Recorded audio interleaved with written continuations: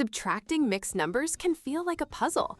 Imagine you have 5 1/4 pizzas left from a party. A friend asks for 2 3/4. You hand over 2 whole pizzas, but now you're stuck. You only have 1/4 left, and you need to give them 3/4. What do? This is a classic challenge, and there are 2 great ways to solve it. The first is the borrowing method. You need more slices, so you take one of your remaining whole pizzas and cut it into 4/4. You add those 4 new slices to the one you already had. So instead of having 4 whole pizzas and 1/4, you now have 3 whole pizzas and 5/4. Problem solved. Now you can easily give away 3/4 and see what's left.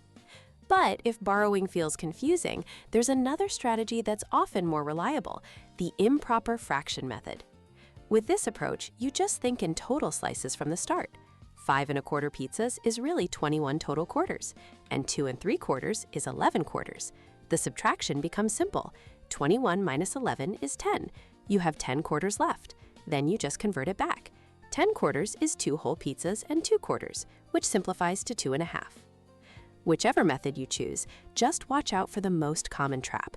If you have 10 cakes and give away 4 1/2, you don't have 6 1/2 left. You have to borrow from that 10 first, making it 9 2/2. The real answer is 5 1/2. So, next time you face a fraction puzzle, remember you have a choice: borrow and regroup, or convert and conquer. Use a quick logic check and you'll get it right every time.